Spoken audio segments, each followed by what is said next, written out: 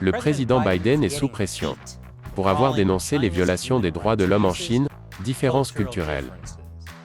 Mais attendez, c'est vrai?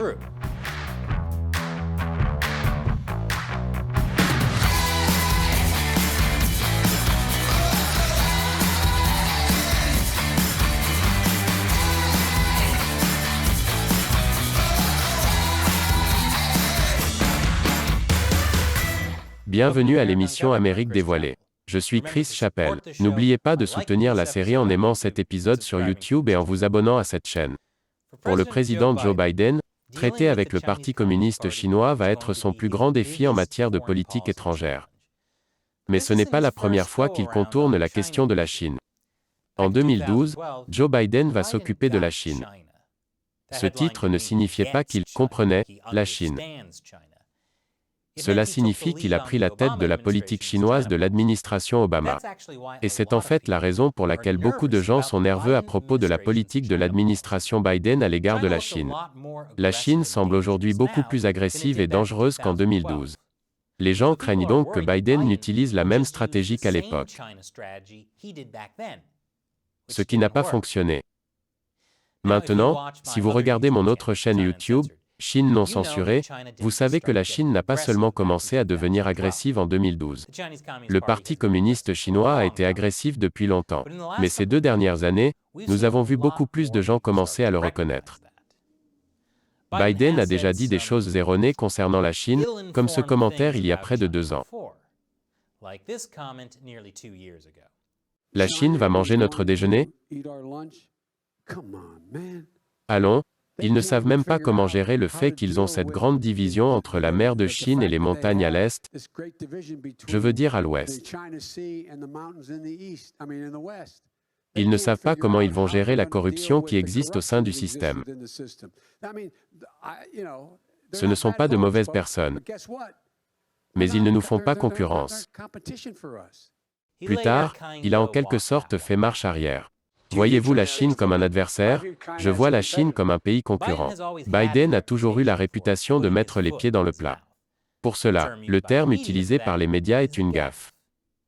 Biden est tellement connu pour cela que le magazine Time a une liste des 10 meilleures gaffes de Joe Biden. Mais au début de cette semaine, des médias conservateurs ont commencé à rapporter que Biden avait rejeté le génocide des Ouïghours par le Parti communiste chinois, ou qu'il avait excusé ce génocide en tant que norme culturelle, ou qu'il avait défendu le bilan de la Chine en matière de droits de l'homme. C'est beaucoup plus grave qu'une gaffe. Ce qui signifie qu'il est temps pour le retour de notre segment populaire. Attendez, est-ce vrai? Mais d'abord, cette courte pause commerciale. Bienvenue à nouveau. Joe Biden a-t-il écarté le génocide de la Chine? Il est temps de... Attendez, c'est vrai? L'affirmation selon laquelle Biden a rejeté le génocide en tant que norme culturelle différente provient d'une de ses réponses lors d'une conférence de presse tenue par CNN en début de semaine. Je vais vous faire écouter le clip complet des questions et des réponses. Et les Ouïghours? Qu'en est-il des violations des droits de l'homme en Chine? Nous devons parler en faveur des droits de l'homme. C'est ce que nous sommes. Nous ne pouvons pas, c'est ce que je lui ai dit. Et je le connais bien, et il me connaît bien. Nous sommes, une conversation de 2 heures. Vous lui en avez parlé? Je lui en ai également parlé. Et ce n'est pas tant des réfugiés, mais j'ai parlé d'eux. J'ai dit écoutez, vous savez, les dirigeants chinois, si vous connaissez quelque chose de l'histoire chinoise, cela a toujours été le moment où la Chine a été victime du monde extérieur. C'est quand ils n'ont pas été unifiés chez eux. Ainsi, le principe central, pour le dire de manière très exagérée, de Xi Jinping est qu'il doit y avoir une Chine unie et étroitement contrôlée. Et il se fonde sur ce principe pour justifier ses actions. Je lui fais remarquer, aucun président américain ne peut être soutenu en tant que président s'il ne reflète pas les valeurs des États-Unis. Et donc l'idée que je ne vais pas m'élever contre ce qu'il fait à Hong Kong, ce qu'il fait avec les Ouïghours, dans les montagnes occidentales de la Chine, et à Taïwan, en essayant de mettre fin à la politique de la Chine unique en la rendant vigoureuse, j'ai dit, et par là, il a dit qu'il comprend. Culturellement, il existe des normes différentes que chaque pays et eux, leurs dirigeants, sont censés suivre. Mais ce que je veux dire, c'est que lorsque je suis revenu de ma rencontre avec Xi et que j'ai parcouru 17 000 miles avec lui alors que j'étais vice-président et qu'il était vice-président, c'est ainsi que j'ai appris à si bien le connaître, à la demande du président Hu, et non pour plaisanter, son prédécesseur, le président Hu, et le président Obama voulait que nous fassions connaissance parce qu'il allait être président. Et je suis revenu et j'ai dit qu'ils allaient mettre fin à leur politique, une seule Chine, un seul enfant, parce qu'ils sont tellement xénophobes, qu'ils ne laissent entrer personne d'autre et qu'il y a plus de retraités que de travailleurs. Comment peuvent-ils soutenir la croissance économique alors que davantage de personnes sont à la retraite? Je commence à comprendre pourquoi la conversation de Biden avec Xi Jinping a duré 2 heures. Il y a beaucoup de choses qui se passent, y compris le fait que le président Biden semble avoir répété une ligne de propagande du Parti communiste chinois sur le « siècle d'humiliation de la Chine », selon laquelle la Chine a été victime dans le passé d'autres pays, c'est pourquoi ils doivent garder le pays sous contrôle.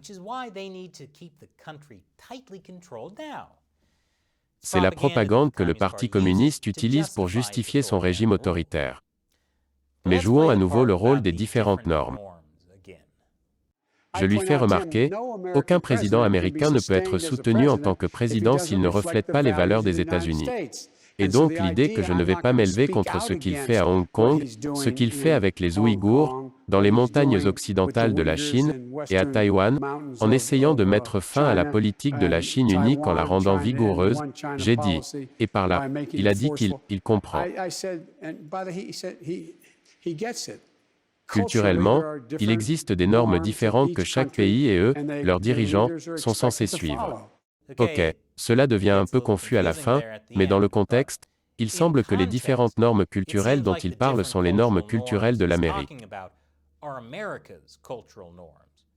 Celles qui disent qu'en tant que président, Biden doit refléter les valeurs américaines et s'exprimer sur les droits de l'homme. Dire que cette déclaration est un rejet du génocide par Biden est une exagération. Surtout après la question complémentaire d'Anderson Cooper. Mais quand vous lui parlez de violation des droits de l'homme, est-ce que c'est juste? Est-ce que cela va aussi loin que cela en ce qui concerne les États-Unis? Ou y a-t-il des répercussions réelles pour la Chine? Eh bien, il y aura des répercussions pour la Chine, et il le sait. Ce que je fais, c'est dire clairement que nous allons continuer à réaffirmer notre rôle de porte-parole des droits de l'homme aux Nations Unies et dans d'autres agences qui ont un impact sur leur attitude. La Chine s'efforce de devenir le leader mondial et d'obtenir ce surnom. Et pour y parvenir, elle doit gagner la confiance des autres pays. Et tant qu'ils s'engageront dans des activités contraires aux droits de l'homme fondamentaux, il leur sera difficile de le faire. Mais c'est beaucoup plus compliqué que cela. Je n'aurais pas dû essayer de parler ici de la politique chinoise en 10 minutes à la télévision. Il a probablement raison pour la dernière partie. Mais il y a certainement eu des problèmes avec ce que Biden a dit à l'hôtel de ville. J'y reviendrai après la pause. Je vous souhaite la bienvenue. Le commentaire de Joe Biden sur les différentes normes culturelles ne signifie pas qu'il excuse le génocide de la Chine, comme le suggèrent certains titres des médias. Mais ce que Biden a dit à l'hôtel de ville peut encore poser des problèmes. Lorsqu'il a déclaré que Xi Jinping comprend que les États-Unis et la Chine ont des normes culturelles différentes, cela pourrait être interprété comme une déclaration de Joe Biden. Xi Jinping comprend que l'Amérique a une norme culturelle où le président doit s'exprimer sur les droits de l'homme. Xi Jinping sait donc qu'il ne faut pas la prendre trop au sérieux. Je ne dis pas que Biden est en train de dire cela. Comme je l'ai dit, à la fin, il est un peu difficile de dire exactement ce qu'il dit. Mais je vais ici faire une suggestion un peu folle. Je vais suggérer que nous ne jugions pas la politique de l'administration Biden à l'égard de la Chine sur la base des réponses longues, décousues et quelque peu déroutantes que le président Biden a données à la télévision. Nous devrions plutôt les juger sur ce qu'ils font réellement. Je sais, imaginez que vous jugiez la politique d'une administration à l'égard de la Chine en vous basant sur le fait que le président parle de la façon dont il s'entend avec Xi Jinping, ou du temps qu'ils ont passé ensemble, au lieu des choses que l'administration fait réellement. Qui ferait une telle chose? L'administration Biden est coincée entre le marteau et l'enclume en ce qui concerne la politique chinoise. D'une part, affronter le Parti communiste chinois est l'une des seules choses sur lesquelles les démocrates et les républicains sont d'accord. C'est pourquoi cet article du New York Times affirme que Biden est à court de marge de manœuvre en ce qui concerne sa politique à l'égard de la Chine. Mais politiquement parlant, l'administration Biden ne peut pas non plus être publiquement d'accord avec l'administration Trump. Elle doit donc se positionner comme étant tout aussi dure avec la Chine mais plus complète et efficace. Même si cela signifie qu'ils finissent par adopter des positions moins efficaces que l'administration Trump. Mais au moins, ces positions sont différentes. Il y a aussi la pression de Wall Street et des entreprises américaines qui veulent toujours faire des affaires en Chine. Elles veulent revenir à la situation d'avant Trump.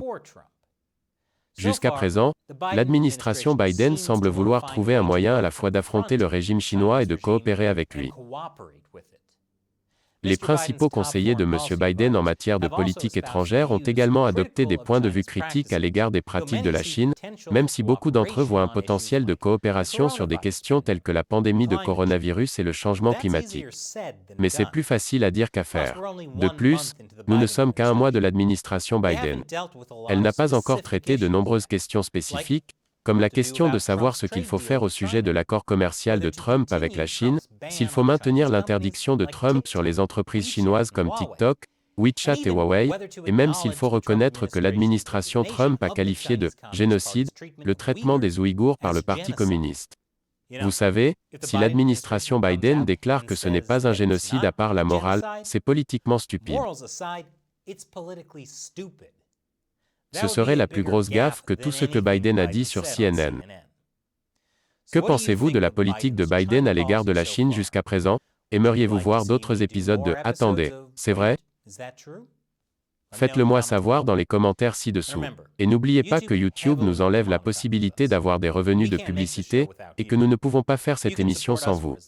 Vous pouvez nous soutenir pour aussi peu qu'$1 par épisode sur patreon.com/americauncovered. Merci d'avoir regardé cette émission.